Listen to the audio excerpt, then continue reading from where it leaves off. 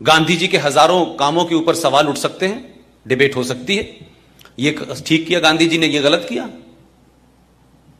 लेकिन ये कोई नहीं कह रहा कि वो भारत के राष्ट्रपिता नहीं है।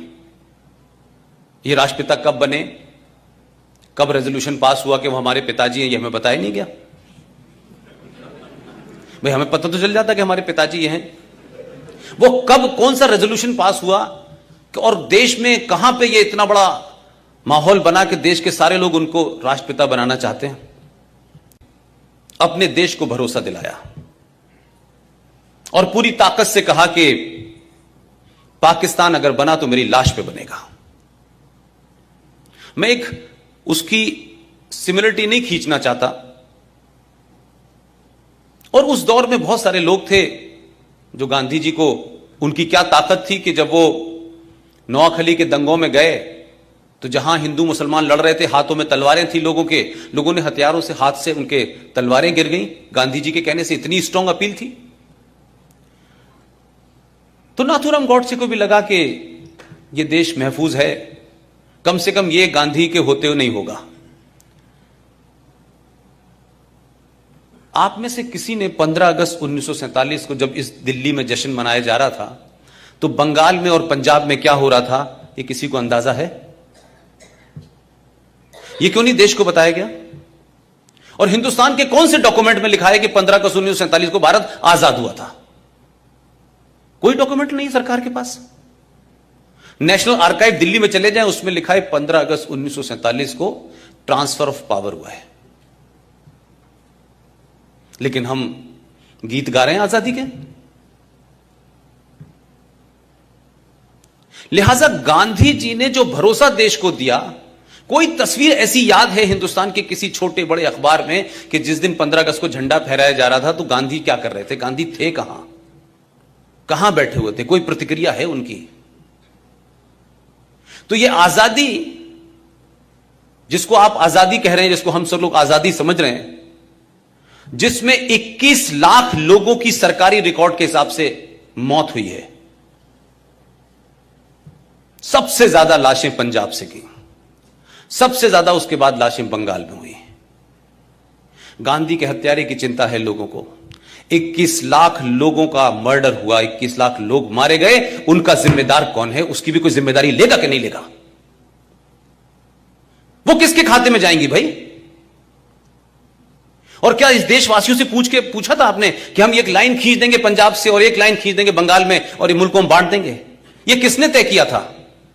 कौन कॉन्स्पिरेटर थे? क्या गांधी जी को नहीं पता? क्या गांधी जी की सहमति से नहीं हो रहा था? कि गांधी जी को नहीं पता था कि कौन कौन लोग इसमें शामिल हैं? तो गांधी जी की क्या प्रतिक्रिया थी भाई? अंबेडकर से उनका किसी बात पे विवाद हो गया तो अंबेडकर जी के पास पहुंचे और कहा कि मैं आपकी बात से सहमत नहीं हूं, और धरने पे बैठ गए। तो अंबेडकर जी के शब्द हैं, उन्होंने कहा, गांधी जी आपकी जरूरत इस देश को है, आप अनशन मत करिए, मेरी बात ठीक है, लेकिन क्योंकि आप देश के लिए जरूरी हैं इसलिए मैं आपकी बात की वजह से अपनी बात वापस ले रहा हूं। फिर एक दूसरी घटना घटी जब सुभाष चंद्र बोस को कांग्रेस का अध्यक्ष बनाया गया, तब भी गांधी जी ने धरना दे दिया। मैं आज पूछता हूं 2019 में, गांधी जी जब जिन्ना अपनी जिद पे अड़ गया था कि पाकिस्तान को बांटेंगे, तो आप उसके सामने धरने पे क्यों नहीं बैठे थे?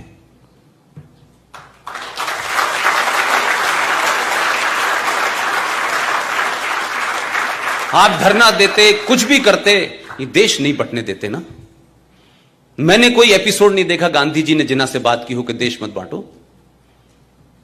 तो जो आपने रवैया अंबेडकर के साथ किया, सुभाष के साथ किया, वो जिन्ना के सामने क्यों नहीं किया आपने? आप ऐसे अमरण अनशन पे क्यों नहीं बैठे कि नेहरू के ऊपर भी दबाव बन जाता?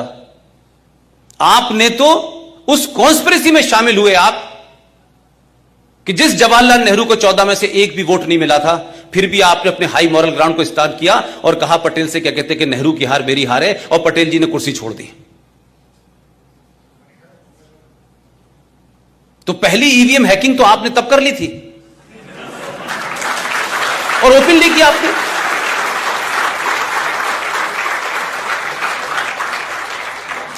तो हम किसी आदमी को एक देवता की जगह बैठा दें और फिर उससे कहेंगे जो तुम कर रहे हो वो ठीक है, और उस पर सवाल उठाएंगे तो लोग कहेंगे देखिए साहब गांधी जी के बारे में, गांधी जी ऐसे थे। भाई गांधी जी को क्रिएट किया गया, मेरा मानना यह है। अंग्रेजों को कोई पागलपन का दौरा नहीं पड़ा था कि उनके अपना एक अंग्रेज जो कलेक्टर था उसने कहा कि मैं कांग्रेस पार्टी की नींव रखता हूं, A.O. ह्यूम, और तुम हमें मारना और हमें यहां से भगा देना। इतनी सहमति तो मैंने कहीं नहीं देखी आज तक। और मैं कहूं कि पूरी कांग्रेस पार्टी का चरित्र देखें अगर आप, ठीक है कि उसमें बहुत सारे लोग गए, फिर वापस निकल आए, फिर अलग अलग जगह चले गए, लेकिन कांग्रेस पार्टी का पूरा जन्म और कांग्रेस पार्टी की अप्रोच में कुछ लोगों को आप देखें कि जैसे ही इस देश में गरम दल का जैसे ही वो आगे बढ़ता था, तत्काल गांधी जी अनशन, अहिंसा, हम ये नहीं करेंगे, हम वो नहीं करेंगे। जब भी मैंने देखा कि ये ताकतें आगे बढ़ी, गांधी जी खड़े हो गए बीच में आगे। और वही ग्रुप जिसे मैं चंडाल चौकड़ी कहता हूं, वही उनके साथ थी। सुभाष बाबू के मामले में गांधी जी ने अनशन किया था, वीर सावरकर के लिए अनशन किया था। तो जो लोग दिल्ली में थे और दिल्ली में सुबह सुबह लिखते थे लेटर टू डॉटर मॉर्निंग, दोपहर में भी लिखते थे, शाम में भी लिखते थे। अंग्रेज पूछता था ब्रेकफास्ट में क्या लेंगे और फिर खाने में क्या खाएंगे। ऐसी जेल अल्लाह करे पूरे देश को दे दे। और एक आदमी, हजारों लाखों लोग अंडमान से लेकर सब जगह थे, उनकी कहीं इस देश में जिक्र नहीं है। तो हम ये माने कि जो हमने नींव रखी है इस भारत की, ये एक बार ढह जाए तभी ठीक है, ये बगैर ढहे नहीं हो सकती।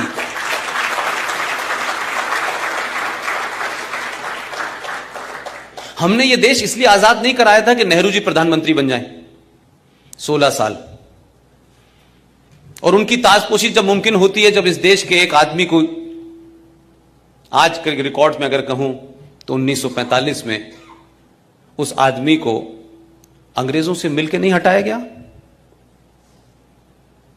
क्या सुभाष चंद्र बोस 1945 में गायब हुए, उसमें नेहरू जी के अलावा दूसरी फोर्सेस नहीं थी? और ये बात मैं इसलिए कहता हूं कि अब से 6 महीने पहले जो हम लोगों की पिछले 4 साल से लड़ाई चल रही थी वो पूरे तौर पे समाप्त हो गई। आप सबको पता होगा कि 6 महीने पहले हम लोगों ने सुभाष चंद्र बोस के सिलसिले से जो सिलसिला चल रहा था कि उनके सारे डॉक्यूमेंट को डीक्लासिफाई किया जाए, वो क्लासिफाई भी हुए।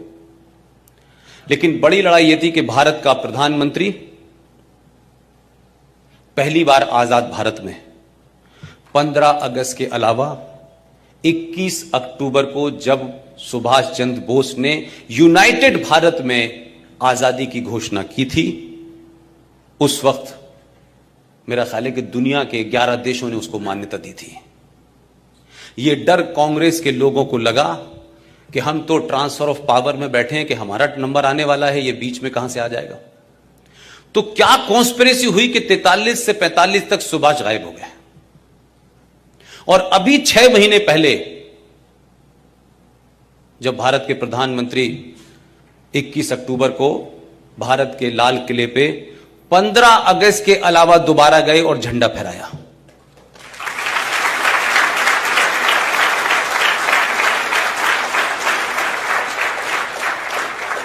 नरेटिव को बदलने में समय लगेगा। अगर यह भारत आज बन रहा होता तो आपकी लड़ाई बहुत मुश्किल नहीं होती।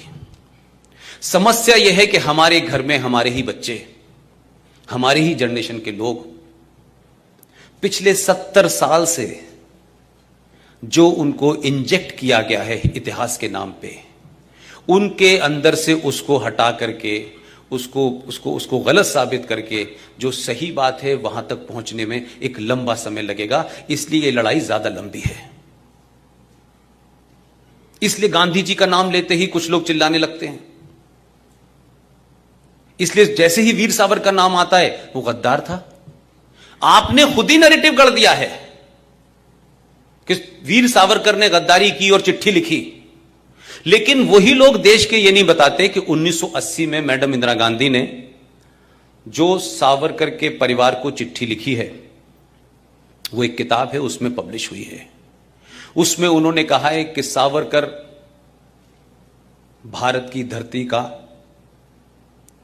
वो सपूत है जिसने भारत की आजादी में बहुत बड़ा रोल प्ले किया है। उसके वारिस कह रहे हैं, उसके परिवार के लोग कह रहे हैं, और उसकी पार्टी ये कह रही है कि सावरकर ने तो माफी मांगी थी। अब एक नैरेटिव बन गया है तो उस नैरेटिव को हटाने में समय लग रहा है।